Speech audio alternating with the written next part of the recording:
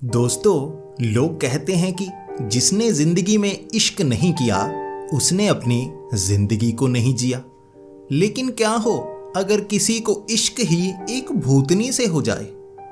दोस्तों, आज की कहानी बहुत ही रोमांचक, बहुत अटपटी और अतरंगी है, लेकिन आपको इस कहानी को सुनने में मजा बहुत ज्यादा आने वाला है। आखिर आशुतोष को एक भूतनी से प्यार कैसे हो गया और आशुतोष की जिंदगी में इसके बाद क्या क्या हुआ। मेरा यकीन मानिए, आप इस कहानी को सुनने के बाद खुद इन शब्दों को दोहराते रहेंगे कि बुलाती है मगर जाने का नहीं। तो दोस्तों, आशुतोष जो कि दिल्ली के रहने वाले थे, लेकिन वहां वो ज्यादातर छोटे मोटे काम करके गुजारा किया करते, क्योंकि उनकी एक आदत थी दोस्तों के साथ बहुत ज्यादा घूमना। वो 10वीं तक ही पढ़े थे, इसके बाद उन्हें कोई अच्छा काम मिल नहीं पाया था। कभी वो बाइक मैकेनिक बन जाते, कभी रोज की दिहाड़ी का काम करने लगते, यानी कि मजदूरी का काम करने लगते, कभी किसी फैक्ट्री में लग जाते। अब जहां उसके दोस्त जा रहे थे वहीं पर आशुतोष जा रहा था। उसका दिमाग पता नहीं किसी ने खराब कर दिया था कि दोस्तों से लगाव उसका टूट नहीं रहा था। और उसकी माँ उसे कहा करती थी, इस तरह काम बदलते नहीं रहना चाहिए, एक काम में मन लगाकर अपनी सारी शक्ति झोंक देनी चाहिए, जिंदगी में सफल हो जाओगे। लेकिन उसे सफल होना था दोस्तों के साथ। पता नहीं कैसे गाने सुनता रहता था कि दोस्तों से जैसे दूर होना ही नहीं चाहता था। काम वो ऐसा ढूंढता था जिसमें 5 बजे छुट्टी हो जाए और अपने दोस्तों के साथ वो मस्ती करे। उसकी उम्र अब 25 साल हो गई थी, लेकिन उसे एक बुरी आदत लगी हुई थी जो उसके दोस्तों ने ही लगाई थी।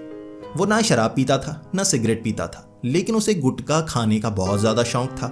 जो उसके दोस्त खाया करते वही आशुतोष खाया करता, और इसी कारण आशुतोष के जो दांत थे बहुत ज्यादा गल चुके थे। उसका शरीर पहले से पतला होता जा रहा था और वो दिखने में ज्यादा सुंदर नहीं लगता था। फिर भी दोस्तों के साथ घूमता रहता, उसके दोस्त उसे गुटखा खिलाते और आपस में वो बातें किया करते थे कि लोग पागल हैं, अपनी सेहत का ख्याल नहीं रखते, कैसी बुरी बुरी आदतें लगा लेते हैं। हम शराब नहीं पीते, हम बहुत अच्छे हैं, हम सिगरेट नहीं पीते, बहुत अच्छे हैं। जब वो हंसते काले काले दांत दिखते और लोग उन पर हंसने लगते, और वो लोगों पर हंसते कि ये तो शराबी है, ये तो चेन स्मोकर है, लेकिन खुद की बात नहीं करते कि वो कितना गुटखा खाते हैं। इस तरह अब जो आशुतोष था वो बहादुर बहुत ज़्यादा था। अब उसके दोस्त उसकी बहादुरी का इस्तेमाल किया करते, इसीलिए उसे अपने पास रखा करते। जब भी किसी के साथ झगड़ा हो जाता, वो आशुतोष को 2 गुटखे के पैकेट पकड़ाते और उसको लड़ने के लिए आगे भेज देते। वो बहादुर बहुत था, लेकिन हर बार पिटता था। फिर भी बहादुरी उसकी कभी कम नहीं हुई। अब धीरे धीरे उसे समझ में आना शुरू हो गया था कि उसके दोस्त उसका इस्तेमाल कर रहे हैं।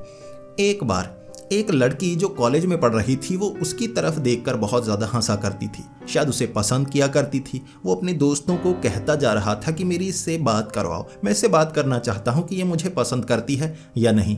इसके बाद जब उस लड़की से वो दोस्त बात करवाने के लिए गए, पता नहीं उन्होंने उस लड़की को क्या कहा, वो लड़की ने दूर से पत्थर मारने शुरू कर दिए थे, और इस तरह आशुतोष का प्यार अधूरा का अधूरा रह गया।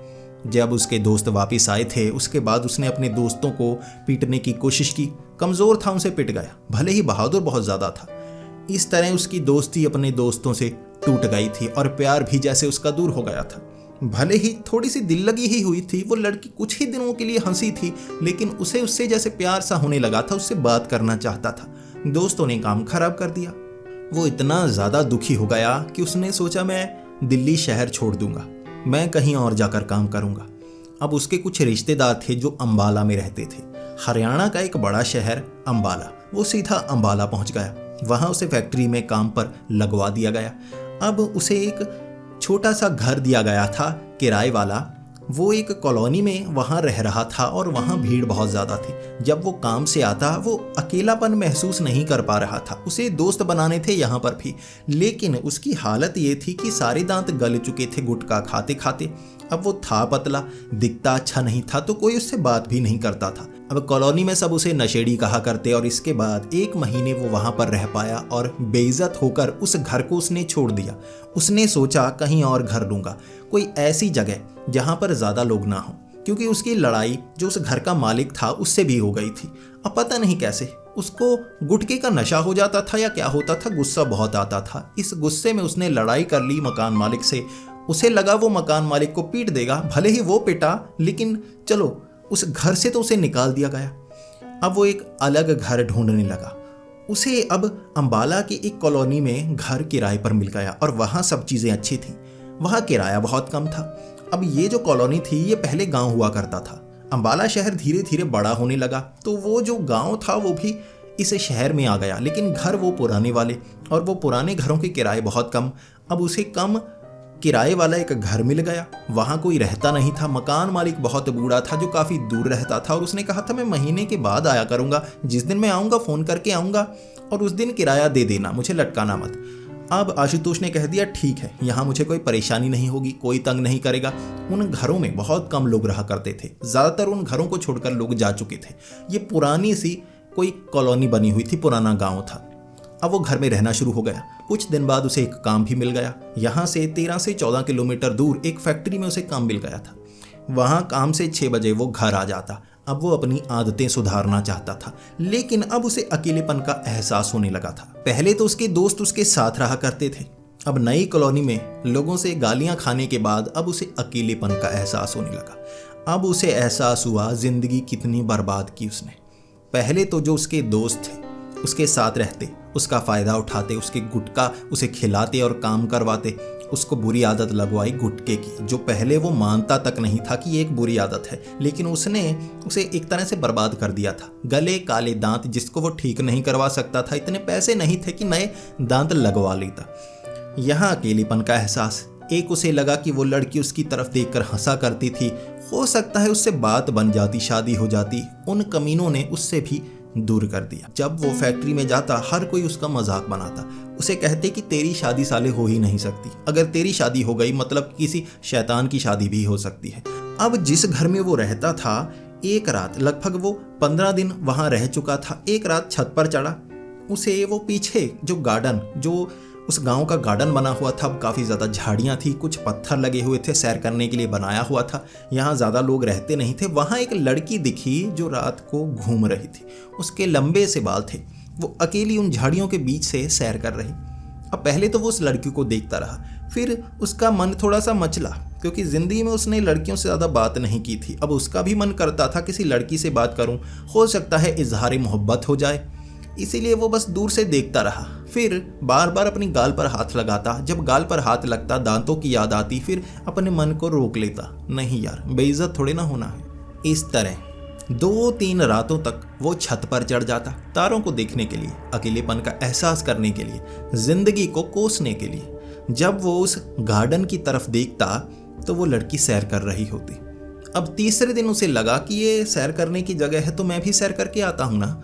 वो एक लड़की है, वो अकेली भी तो घूम रही है, मैं भी तो घूम सकता हूँ। जब वो अपने उस घर से नीचे गया, वो उन घरों को पार करते करते वहाँ गार्डन में पहुँचा। वहाँ झाड़ियाँ तो काफ़ी थी, लेकिन थोड़ी सफाई की हुई थी। जो पत्थर का रास्ता बीच में बनाया हुआ था घुमावदार, वहाँ पर सैर की जा सकती थी। घूमते घूमते वो उस लड़की के पीछे गया। अब वो ऐसा दिखाना नहीं चाहता था कि वो यहाँ पर उस लड़की को देखने के लिए आया है। वो ये दिखा रहा था कि बस वो अपना घूमने के लिए आया है, नई जगह देखी है, इसलिए वो बस इधर उधर देखता हुआ। वो लड़की इस तरफ आ रही थी, वो उस तरफ जा रहा था। करीब से उसने उस लड़की को देखा।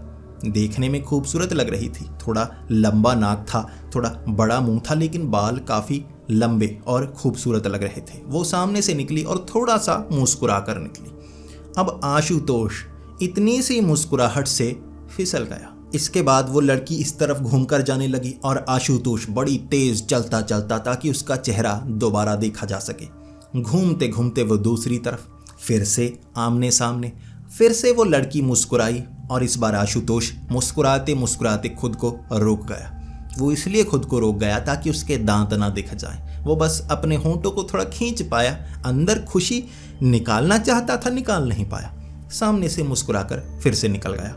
अब तीसरी बार फिर से घूमकर वो लड़की उस तरफ से वो काफ़ी तेज चलता चलता ताकि दोबारा देख पाए। जैसे लड़की करीब आती वो धीमा हो जाता ताकि लंबे समय तक उसे देखा जा सके। जैसे ही इस बार वो लड़की के करीब गया, उसने देखा जो लड़की का चेहरा था वो थोड़ा थोड़ा ऐसा लग रहा था जैसे हड्डियाँ थोड़ी बड़ी हों।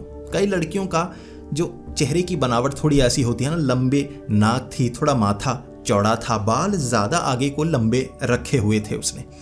जैसे ही वो उसके करीब से गया उसने ध्यान दिया उसकी जो आँखें, वो उसकी आंखें थोड़ी सफ़ेद सी थी, थोड़ी डरावनी सी लगी। अब इस बार वो लड़की ज़्यादा मुस्कुराई और उसने सर भी हिलाया। आशुतोष करीब से तो निकल गया, दिल की धड़कन थोड़ी सी तेज़ हो गई। एक तो उससे थोड़ा सा लगाव हो गया था, उसकी मुस्कुराहट बहुत अच्छी लग रही थी, लेकिन आंखें बहुत डरावनी सी।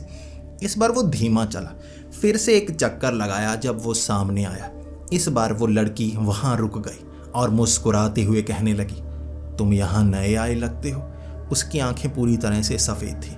उसके जो कपड़े, इस बार उसने कपड़ों पर ध्यान दिया, उसके कपड़े लगभग पूरी तरह से सफ़ेद थे। ऐसा लग रहा था जैसे उस पार्क में कोई प्रेतनी हो। एक पल के लिए उसकी सांसें थोड़ी सी रुक गई, लेकिन वो मुस्कुराते हुए कहने लगी, नए आए हो, सच बताओ। उसकी आंखों पर उसका पूरा ध्यान था, पूरी खूबसूरत लेकिन प्रेतनी जैसी आंखें। वो डरते डरते कहने लगा, हाँ मैं यहाँ पर नया आया हूँ, क्या तुम भी यहाँ पर नई हो? तो वो कहने लगी, नहीं, मैं तो बहुत सालों से यहीं पर हूँ, यहाँ से कहाँ जा सकती हूँ, मैं नहीं जा सकती। तब आशुतोष ने डरते हुए वैसे ही उस सवाल के आगे एक और सवाल किया कि क्यों नहीं जा सकती, क्या हुआ? उस लड़की ने कहा, मैं 5 साल पहले मर चुकी हूँ ना, यहाँ से दूर नहीं जा सकती, यहीं पर फंसी हुई हूँ। ये सुनते ही आशुतोष की टांगें कांपने लगी। वो जल्दी से आगे निकल गया। वो लड़की पीछे से आवाज़ लगाती रही, रुको, कुछ बात तो कर लो, लेकिन आशुतोष नहीं रुका। आशुतोष बड़ी तेज़ी से भागा सीधा घर की ओर। जैसे ही वो अपने घर में पहुंचा, जल्दी से दरवाज़ा लगाया, उसने कुंडी लगाई और अंदर बेड पर बैठकर थोड़ा घबरा गया, डर गया, पानी पीने लगा। फिर सोचने लगा, चलो जान बची। लेकिन बार बार उसकी आंखों के सामने उसका चेहरा आ रहा था। थी वो भूत या प्रैंक कर रही थी, मजाक कर रही थी, लेकिन थी बहुत खूबसूरत। चेहरा छप गया था आंखों में उसके। अब पूरी रात वो सोचता रहा। जब हम किसी चीज़ के बारे में बार बार सोचते हैं तो हमारा दिमाग हमें बहादुर बनाने लगता है। पहले तो वो प्रेतनी है या भूत है इस बात से वो डर रहा था, लेकिन फिर लगा वो मजाक कर रही होगी ना। आजकल सब ऐसे मजाक करते हैं, तो मैं भी तो जवान हूँ, ऐसे मजाक समझ ही नहीं पाया, यार पागल हूँ मैं। इसके बाद अगली रात का वो इंतज़ार करता रहा। वो फैक्ट्री में भी काम ऐसे कर रहा था जैसे उसे इंतज़ार था कब आज की रात हो। समय खींचता जा रहा था जैसे। जब रात हुई वो छत पर चढ़ गया। जैसे ही उसे वो लड़की गार्डन में घूमती हुई दिखी, भाग कर वो सीधा गार्डन में पहुंच गया। थोड़ा सा घबरा भी रहा था, उसको मन में ऐसा भी लग रहा था वो लड़की मजाक कर रही होगी। फिर वो वहाँ पर घूमने लगा और इस बार भी उल्टी दिशा में, ताकि ये सामने से उसे देख पाए। अब पहली बार जब वो निकल रहा था वो लड़की सामने आई और मुस्कुराते हुए लड़की ने पहले ही उसे पहचान लिया। अरे तुम फिर से आ गए, कल तो डर कर भाग गए थे। वहाँ आशुतोष ने खुद को संभाला और कहा, तुमने मजाक ही ऐसा किया था तो मैं थोड़ा डर गया। तो वो लड़की थोड़ी गंभीर होकर, मजाक? मैंने कोई मजाक नहीं किया, तुम किस मजाक की बात कर रहे हो? तो आशुतोष पूछने लगा, मजाक ही तो किया, तुमने कहा तुम 5 साल पहले मर चुकी हो, ये कैसा मजाक है, मुझे तो सामने दिख रही हो। तो वो लड़की हंसते हुए कहने लगी, सबको मजाक ही लगता है, वो इस बात पर यकीन ही नहीं करता। 5 साल पहले मेरी मौत हो चुकी है, यकीन नहीं है तो ये देखो। जब उसने ये देखो कहा, उसका शरीर पारदर्शी हो गया था, बिल्कुल वैसा जैसे आपको भूतों की फोटोज़ दिखती हैं ना, आप सोचते हैं ये क्या है, ये तो कोई स्पेशल इफेक्ट होगा या कोई फोटोशॉप में बनाई कोई तस्वीर होगी। वो उसके सामने थी, वो पारदर्शी जिसके पार देखा जा सकता था। और वहाँ आशुतोष घबरा गया, फिर से उसकी टांगें कांपी और फिर से वो भाग निकला अपने घर की ओर। अब फिर से उसने दरवाज़ा लगाया, कुंडी लगाई, उसके बाद बैठ गया, पानी पिया, खुद को संभाला, डरता डरता सोचने लगा। फिर उसे लगा कहीं वो मुझे कोई नुकसान तो नहीं करेगी। पूरी रात वो सोचता रहा और जितना ज़्यादा हम सोचते हैं दिमाग हमको कठोर करता जाता है। फिर सुबह तक उसने अपने मन को कठोर कर लिया। कितनी खूबसूरत थी यार, सच में भूत थी तो क्या हुआ, मुझे कुछ किया थोड़ी ना, वो तो मुस्कुरा कर बात कर रही थी, मुझे भी उससे मुस्कुरा कर बात करनी चाहिए थी ना। इसके बाद जो आशुतोष था अगले दिन थोड़ा काम से जल्दी आ गया। अब वो उस कॉलोनी में थोड़ा घूम रहा था, देख रहा था बात करूं तो किससे करूं, कोई दोस्त नहीं है फैक्ट्री में जिससे बात कर पाता, सब उसका मजाक बनाया करते। जब वो उन्हें ये कहता ना कि मुझे एक प्रेतनी मिली जो बहुत खूबसूरत थी, वो उसका मजाक बनाने लगते और उसके दांतों का मजाक, उसके शरीर का मजाक, उसके गुटखे खाने की आदत का मजाक। अब एक और मजाक की बात उन्हें मिल जाती तो आशुतोष फैक्ट्री में किसी को बता नहीं पाया।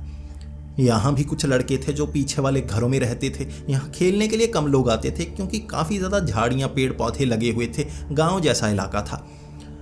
अब वहाँ वो ढूंढ रहा था, उन लड़कों से बात तो मैं कर नहीं सकता, वो मजाक बनाएंगे क्योंकि उनकी उम्र कोई 15-16 साल होगी। वो तो हंसेंगे कि देखो अंकल क्या कर रहे हैं, अबे ये लड़का पागल है, ऐसा कुछ कहेंगे और दांतों को देखकर और मजाक बनाएंगे। इसके बाद वो उस कॉलोनी में वैसे ही सैर करता रहा। घर के पीछे कुछ घास उगी हुई थी, उसे उखाड़ने लगा। थोड़ा आगे गया, थोड़ा रास्ता साफ करने लगा। आगे थोड़ा सा झाड़ू मार दिया ताकि यहाँ चलना फिरना है तो साफ रहे। ऐसे कर रहा था तो आगे से एक बूढ़ा आदमी हाथ में एक छड़ी सी पकड़े धीरे धीरे चलता उसके करीब आया और देखने लगा कि ये कौन है जो यहाँ सड़क की सफाई कर रहा है। तो बूढ़े आदमी ने कहा, क्या तुम यहाँ नए काम पर रखे हो जो इस गली की सफाई करने वाले हो? क्या तुम्हें नगर निगम की तरफ से रखा गया है? तो उसने कहा, नहीं अंकल, मैं इस घर में रहने आया हूँ और यहाँ थोड़ी सफाई कर रहा हूँ। तो वो बूढ़ा मुस्कुरा कर कहने लगा, ये अच्छा है, अपनी गली की सफाई खुद करनी चाहिए।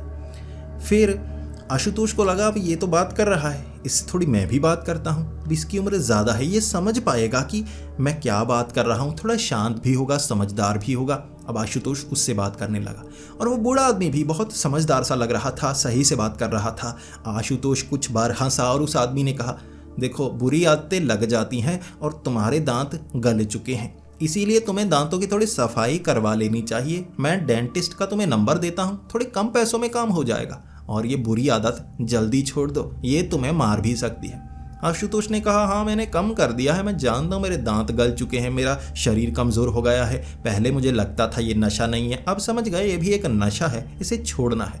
बूढ़ा आदमी कहने लगा, देखो ये जान पहचान वाले हैं, इस डेंटिस्ट के पास चले जाना, पर्ची नहीं लगेगी, तुम्हारा काम थोड़ा आसानी से होगा और शरीर के लिए कुछ अच्छे खाने खाया करो, वो भी तुम्हें बताऊंगा, मैं पहले एक डॉक्टर रह चुका हूँ।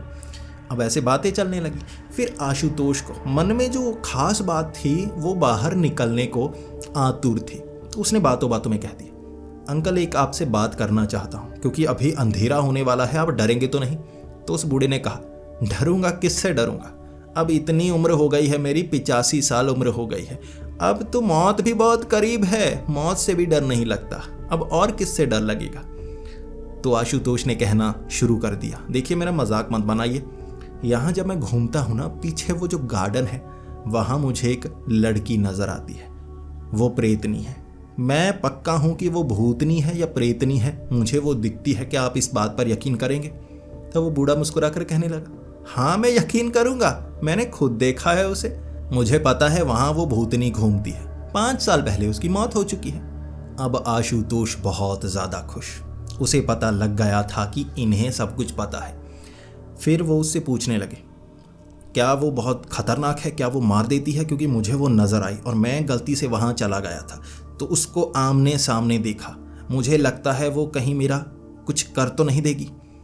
तो वो कहने लगा, नहीं नहीं, यहाँ कोई ऐसी घटना हुई नहीं, 5 साल पहले मैंने सुना है कि वो मारी गई थी। अब मेरा एक दोस्त है, उसकी उम्र भी 80 साल है, वो मेरे साथ शाम को यहाँ घूमने के लिए आता है, आज आया नहीं, उसे उसके बारे में सब कुछ पता है, लेकिन उसने मुझे यही बताया था कि 5 साल पहले बेचारी मारी गई थी, कोई उसे प्यार मिला नहीं था जिससे वो प्यार किया करती थी, इसके बाद उसने आत्महत्या कर ली, तब से उसकी आत्मा वहाँ घूमती है, किसी को उसने परेशान नहीं किया, बस वो नज़र आती है, वो बात करने की कोशिश करती है, लेकिन भूतनी है ना, लोग डर कर भाग जाते हैं। कुछ लोग उससे बात भी करते हैं, कहते हैं कि वो नुकसान नहीं करती, वो बातें करना चाहती है। जब आशुतोष को ये पता चला तो वो समझ गया कि वो कोई खतरनाक भूतनी नहीं है, बातें करना चाहती है तो बातें मैं भी कर सकता हूँ।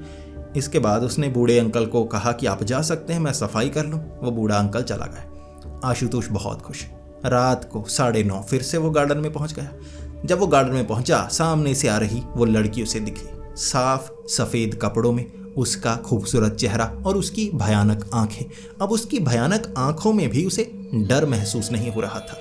उसका चेहरा थोड़ा अजीब शायद इसलिए होगा क्योंकि वो मरी हुई है, ये सोचकर अब आशुतोष उससे बात करने लगा। अब वो बातें करती गई, अपने बारे में बताती गई, वो क्या हुआ करती थी, कैसे हुआ करती थी, उसे कैसे कपड़े पहनना पसंद थे, कैसे उसके माँ बाप पहले उसे बचपन में पैंट शर्ट पहनाया करते हैं ना, ऐसा लड़कियों को भी लड़कों के कपड़े पहना देते हैं, वो ऐसे कपड़े पहना करती थी। फिर उसे शौक़ ऐसे अच्छे महंगे कपड़ों का हो गया, लेकिन जब वो कॉलेज में थी तब उसे एक लड़के से इश्क हो गया था। अब वो लड़के से इतना प्यार करती थी कि उसके बिना जी नहीं सकती थी, लेकिन उस लड़के को उस लड़की के प्यार के बारे में नहीं पता था।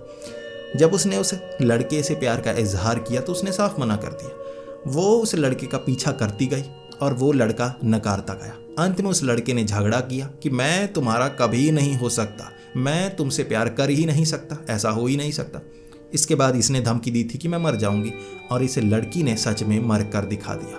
वो लड़का कभी भी इस कॉलोनी में नहीं आया। ये कहानी सुनकर आशुतोष को काफ़ी बुरा लगा और आशुतोष खुद कहने लगा, तुम मेरी तरफ देख सकती हो ना, मैं कोई सुंदर नज़र नहीं आता, मेरे दांत भी गल चुके हैं, दोस्तों ने बुरी आदतें डाल दी थी, मुझे कभी इश्क हुआ नहीं। अब एक दिल लगी सी हुई थी, एक लड़की मेरी तरफ देखा करती थी, लेकिन बात आगे नहीं बढ़ पाई। काश जिससे तुम प्यार करती थी वो मैं होता, काश वो मैं होता तो आज तुम मरी नहीं होती और मैं तुम्हारे लिए कुछ भी करने को तैयार था।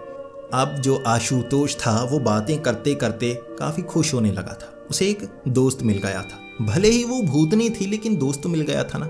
धीरे धीरे वो बातें करते रहे। अब हर रात जब 8 साढ़े 8 होते वो गार्डन में भूतनी घूम रही होती और हाथ देती, वो बुलाने लगती और जो आशुतोष था वो भागता हुआ वहाँ पर पहुँच जाता।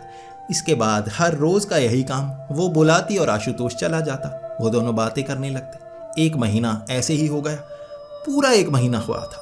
वो 3 तारीख को यहाँ पहली बार उस लड़की से मिला था। अगले महीने की ये 3 तारीख थी और उस 3 तारीख को उस भूतनी ने इजहार इश्क किया। अब वो कहने लगी, देखो तुम्हारे सिवा अब मेरा कोई नहीं है, मैं मर चुकी हूँ। मेरी आत्मा तब तक भटकेगी जब तक मेरी ज़िंदगी यहाँ धरती पर थी।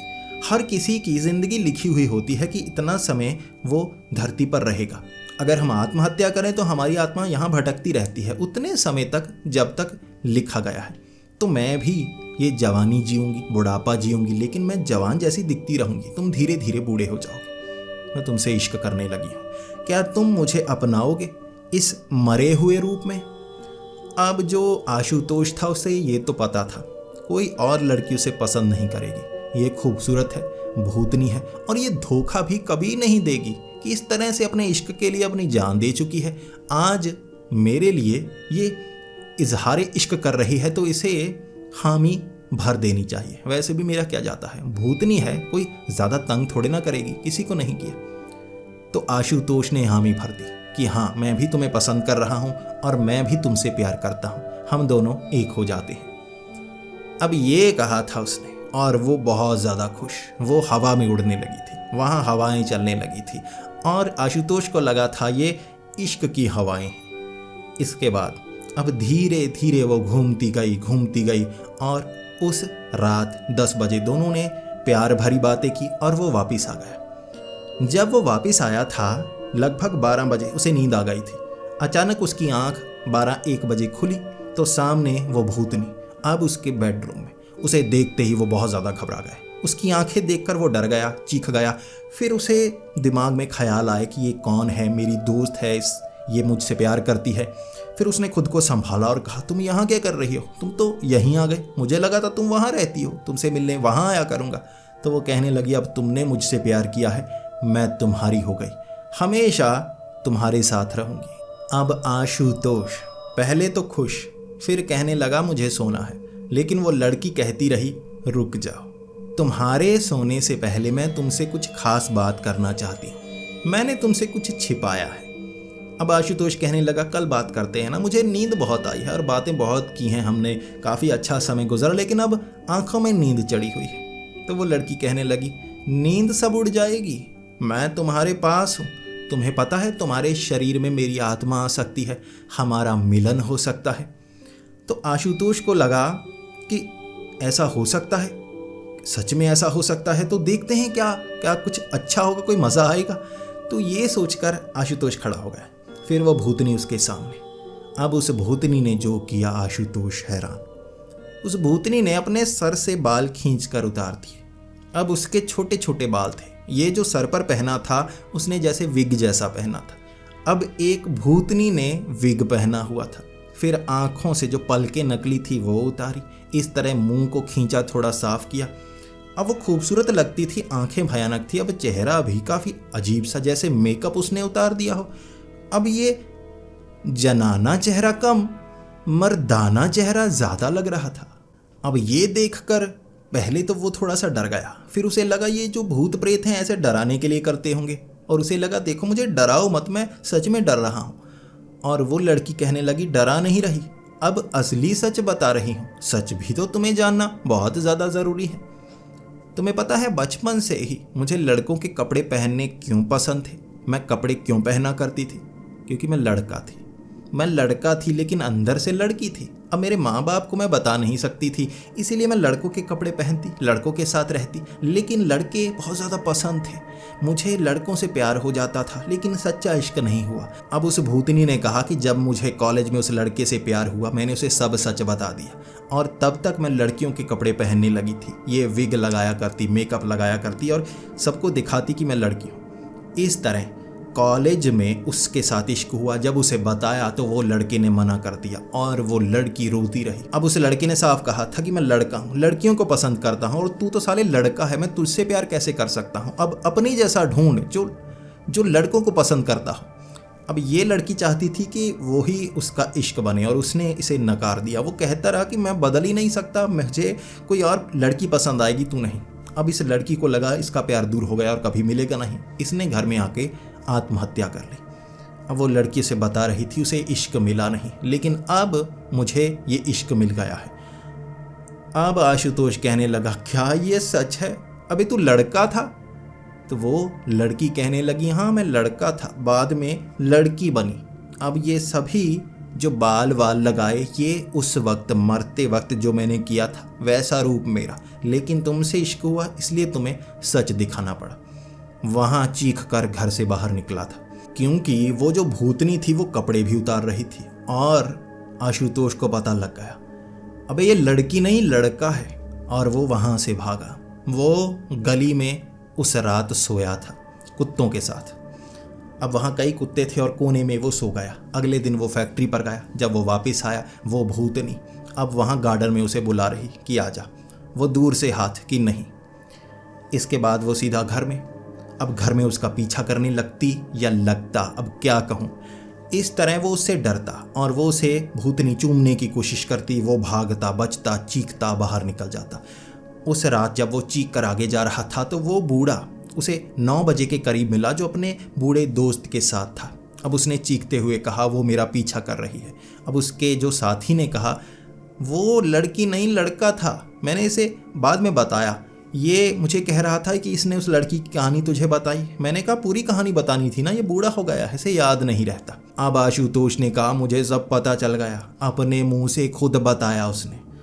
तब उस बूढ़े आदमी ने कहा सच में वो लड़की पागल थी, या कहें पागल था। वो उस लड़के के इतना पीछे पड़ गया था, लड़की बन बन कर, फ्रॉक पहनकर उसके घर जाया करता उसे लुभाने के लिए। उसके माँ बाप ने भी गालियाँ देकर भगाया था कि हमारे बच्चे को बिगाड़ेगा, ये तो लड़कियों को पसंद करता है। अब तू लड़कों को पसंद करता है, ये तेरा इश्क है, ये तो लड़कियों को पसंद करता है, इसके पीछे क्यों पड़ा है, इसे छोड़ दे। बाद में उसने आत्महत्या कर ली थी। अब आशुतोष कहने लगा वो मेरे पीछे पड़ा है। तो वो कहने लगे यहाँ से निकल, हो सकता है वो तेरे साथ कुछ करने की कोशिश करे। आशुतोष समझ गया वो क्या करने की कोशिश कर सकता है। आशुतोष उस रात उस कॉलोनी से भागा था। अब जहाँ रुकता वो उसे लड़की नज़र आती, वो लड़कों के कपड़े पहने हुए नज़र आती, और वो चीख कर सपने में भी उसे देखता। वो डर जाता, वो सपनों में भी उसे डरा रही थी। वो जैसे चाहती थी कि उसकी आत्मा उसके अंदर आ जाए, और आशुतोष को डर था इसकी आत्मा मेरे अंदर आ गई तो मैं भी ऐसा ना बन जाऊं। और वो किस मिलन की बात कर रही थी, वो इस मिलन से बहुत ज़्यादा डरने लगा था। इस तरह वो कई रातों तक सो नहीं पाया, बहुत डरा, और हर बार वो उसके करीब आती जाती जैसे उसके शरीर में वो घुसना चाहती हो। तब वो एक बाबा के पास गया। ये कोई पीर बाबा थे जो किसी मज़ार में रहा करते थे, और वहाँ जाकर उसने सब कुछ बताया। तब वहाँ 2 दिन तक उस पर झाड़ फूक हुई, और उसके बाद उसके ऊपर से भूत का साया हटाया गया। वो अपना सामान लेने के लिए उस घर में गया था, और उसे शाम 6 बजे वहाँ गार्डन में उसे वो लड़की पहले घूमती हुई दिखी, फिर हाथ मारती हुई दिखी कि आजा, और उसने हाथ जोड़ दिए कि भगवान के लिए मुझे छोड़ दे। वो लड़की वहीं बैठकर रोती हुई दिखी थी, लेकिन वो जल्दी से सामान लेकर वहाँ से निकल गया। वो उसके बाद भी अंबाला में रहा 2 साल और उसके बाद वापस दिल्ली चला गया। उसे लगा वो कहीं मुझे ढूंढ ना ले। अब आशुतोष ये समझ गया था, ये उसके लिए एक सबक था। अब ये सबक है हर उस मनचले के लिए जो भूतों तक को नहीं छोड़ते। उनके लिए ये एक शेर है जो उन्हें अपने दिमाग में डाल लेना चाहिए कि बुलाती है मगर जाने का नहीं, बुलाती है मगर जाने का नहीं। हो सकता है वो बुलाती ना हो, बुलाता हो। तो दोस्तों, आपको ये कहानी कैसी लगी प्लीज़ कमेंट्स में ज़रूर बताएं। ऐसी ही कहानियाँ सुनने के लिए हमारे इस चैनल को सब्सक्राइब कर लें। तो मिलते हैं अगली वीडियो में, तब तक के लिए डरते रहें।